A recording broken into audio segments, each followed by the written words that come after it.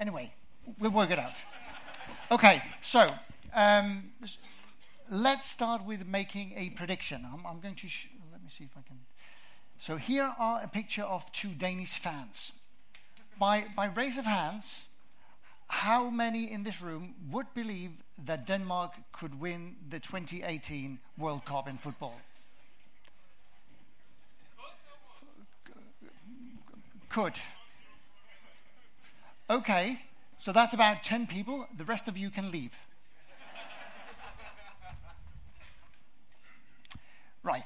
So, for people who don't know the tournament system for the World Cup, here is a very small overview of what is going on. I just want to emphasize what's actually being done. So we have 8 groups. Each group has 4 countries, or 4 teams, and those groups start out in a group phase, trying to find the 2 best teams of each group. And after that phase, then we have 16 teams that are going on to the knockout phase, where they play a series of matches, and every time one of the 2 teams are being kicked out of the tournament until the end, where we have 2 teams and they will play the finals. So that's the system that we want to look at. And essentially, one way of trying to model the result of a tournament like this is to make a model or a program that can determine the outcome of a single match. So let's try to see how we can do that. So here's one way of doing it, just an overview, not the full idea, but that is using the same system as you use in chess, the ELO rating system. And if you go to elorating.net or something like that, you can actually see the ELO rating for the different teams, for all the teams in the world, for football scores. And the idea is that every team A and B, they have a rating, and we can use a logistic function like this to come up with the probability that team A will win. So in our code, that would be something similar to what we see here towards the bottom. And once 2 teams have played, we will update the ELO rating. So if you have a very good team that wins against a very bad team, it doesn't really change the scores because the good team was expected to win. But if a very poor team by chance wins against a very good team, that will have an impact on both of the ratings. So that's one way of trying to model the outcome of a single match. Another approach is to use Poisson distributions. So you could, for example, say that the number of goals that team A scores is Poisson distributed with some parameter lambda A, and the other team is also scoring a number of goals, and those could be independent, those 2 Poisson distributions. Or you could also have some kind of restriction on the parameter space of lambda A and lambda B, and make that dependent on the skills of the 2 teams. And you can actually, if you go back in football history, you can see that the average number of goals scored in a World Cup match is 2.75. And you can actually modify those 2 parameters such that on average across all the matches, you would get something that is close to 2.75. So you don't, for example, have a Poisson distribution with the lambda or mean of 10, and you get an insane amount of goals in a match. That would be unlikely. Okay. So let's try to run this with the full tournament. We are using these 2 models, the ELO rating system and the Poisson system, and we do that for every possible match in the tournament, go through all the systems and figure out who will win. And we can do that 10,000 times and just count the number of wins by the different teams. So the top one here is the ELO rating system, and the bottom one is the Poisson rating system. And you can see, as always, Germany is going to win. It's about 25% of the matches in the two results are quite similar. In about 25% of the matches, the German team ends up with the winner of the World Cup, with Brazil being a close second.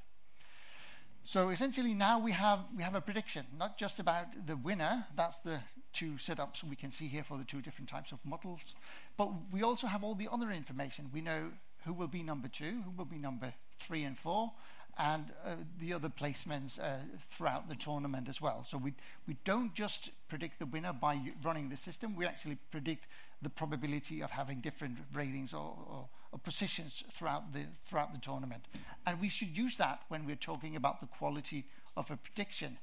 Are we just talking about determining who will win, or also who will be, for example, the second best team, because there's a lot of information knowing that those two teams are likely to be in the final together. Okay, so what makes a good prediction? That's something we need to look at. And one way of thinking about a good prediction is to get some money involved. So here I apologize that is in Danish, but if I use Bet365 here from Hungary, I am being told that I cannot access Bet365 from Hungary because it's not allowed.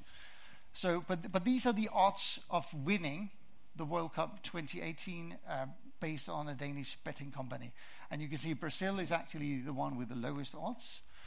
Germany is a close second, and Spain is over there. We have, you cannot see those, but we have two more teams at the bottom with odds 1001. So that's the standard go-to if they think they will not win, but they're still there. Important here is Denmark. Let's find that. 101, not good.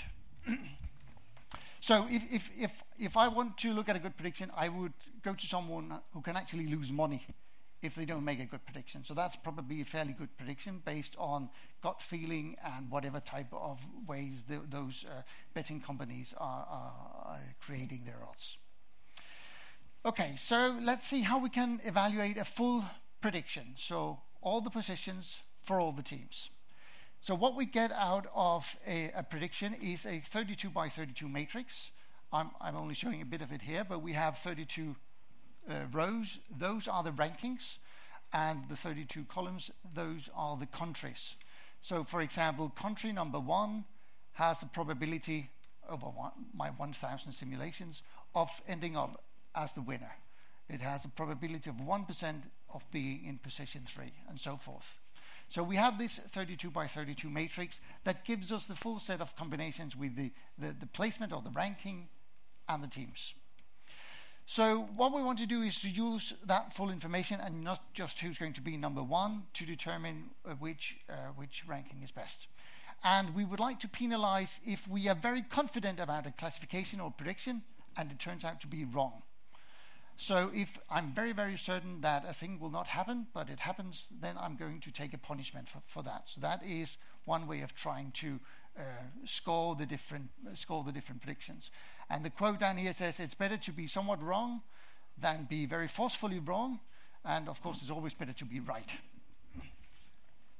Okay, so let's look at one way of trying to sum or score the results from a classification. Here we can use the log loss penalty. So what we are essentially doing is looking at all the rankings, 32, all the countries, and then we're just looking for the specific combinations where we have the final result after the World Cup is done, where country C ended up with rank or position R, and then we look at the log of our probability, so our estimate of that occurring. So that is one way of making a loss function that adheres to the requirements on the previous slide. So the problem with this is that we don't really in this type of tournament have any proper rankings for all but the first 4 teams. So there are games for gold and silver and for bronze. So those are the 4 best teams. But then we have a chunk of teams with the ranks from 5 to 8, and from 9 to 16, and from 17 to 32. And we don't really have an ordering within those chunks. So that's not so good for this type of loss function, because we really cannot order them within those specific chunks. So we need to fix that somehow. And also, it feels, when we're talking about prediction like the World Cup, it feels more important that we're able to predict the winner than predict who will be number 32. I mean, it's probably not going to be Denmark in the top, and we're probably not going to be at the bottom at the end, but I don't think I can bet on being number 32, for example, at a betting company. And also, we don't really have any representative data. By July 15th, we have an N of 1. So then we have the final ranking, and we can compare our prediction. We could say that we could go back 4 years, for example, and use the results from the last World Cup, but it could be different teams, and the teams change quite a bit. It's been 4 years, so players come and go. So we don't really have any real good, proper, recent data that represent the same type of tournament that we could test or train this model on. Okay, so let's start by looking at how to fix the problem with that we want to give more weight to the situation at the top of the list. So if we're able to predict number 1 and 2, that's more important than being able to predict number 19 and 20. One way of doing that is to modify the log-loss function here by adding a weight. And completely arbitrarily, you could use weights like this. So 1 for ranks 1 and 2, it's important. It's half as important for 3 and 4, 1/4 for 5 to 8, and so forth. So that ensures that when we look at the loss for a given prediction, it's most important what we get at the top of the list here. We could choose other weights. I just pick those out of the blue. Okay. So we have a problem with the missing ranks, so in the sense that we only know 1, 2, 3, and 4, and 5 to 8. We need to figure out how they should be combined, and one way is to collapse all the teams that get a specific ranking into one group, and also add up the probabilities, of course, for those rankings. So then we can skip the problem with the ties and the non-specific ordering within each chunk of rankings. So that is doable. That's just simple matrix operation. So now we have not 32 ranks, but you can be number 1, 2, 3, or 4, or you can be in the 5 to 8 group, the 9 to 16, or the 17 to 32 group. So that's doable as well. And then we can try to evaluate the model. And I just said we don't have any data, so I'm going to do something completely silly.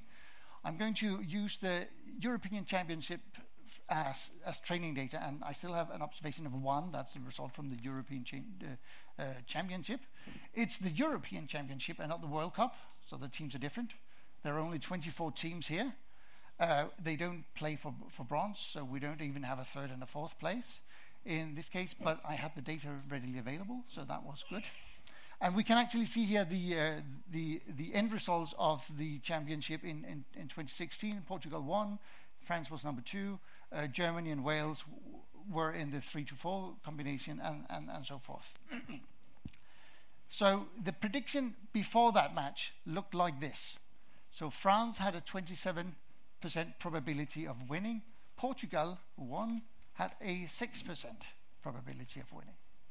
So that's obviously not a very good combination of my predictions. I didn't predict 0 for Portugal, but it was not very big. But they ended up winning anyway. So let's see how the log-loss function works with this data here. So there were a couple of different approaches to trying to figure out what the best prediction is. One is the grandma prediction. So every team is the same. It doesn't matter. It's just 22 silly old men playing with a ball. So equal probability to everyone. So the weighted log loss had a score of 19.06, and smaller numbers are better. So 0 is perfect prediction, and larger number is not so good. So the ELO approach to try to modeling the individual games ended up with a weighted log loss of just about 12. With an update, we get a small update to the ELO. It doesn't really matter that much with that small set of games, but it's still a small improvement. The Skellum, that's the difference of 2 Poisson distributions I just introduced. That's slightly worse, but it's in the same neighborhood in some sense. And one of my colleagues, the armchair super coach, had a very strong prediction that France would win with probability 1. That didn't happen. That's good, because then the penalty is going to be very harsh for him.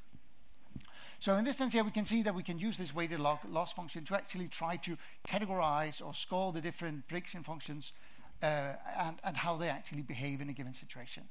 So there could be room for improvement. I mean, we're not close to zero, but we are still some way away from 19.06, and this is where you are getting into the picture.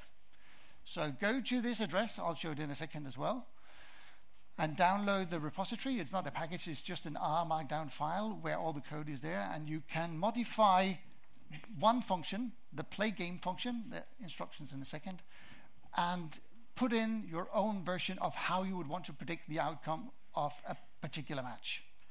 And then you just run the simulations and it will give you the end results. Then you create a pull request before June 15th when the World Cup starts, and we will wait until July 15th and see who actually did the best. And maybe we can talk about it in 2 years' time at the conference. So here's just a very quick example of what is actually going on. So this is the most basic function for the play game. So we have information about the different teams that you can add, and then you have 2 vectors of numbers, which teams are playing against each other. And the result is just the number of goals the one team scores and the other team scores. So this is very simple. So this is just completely random in sense here. And this is the function that you can modify. And that's all you need to do, and run the tournament at the end. So let me end off. The probability that Denmark will win is not 0. So the 10 of you were right. The rest of you were wrong. We could win, but it's about a very, very small number, 0.08%, so not that big. So please get the code. Try to run the tournaments and make the predictions, and let's see if we as a community can make a series of predictions that are very, very good. At least maybe it could be boosted or something else for next time we meet at eRum. Thank you.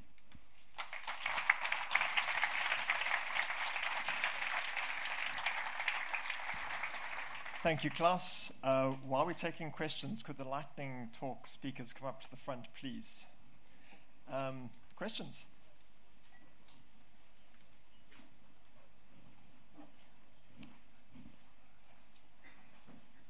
Okay, Claus, you're off the hook. Thank you very much. Thanks.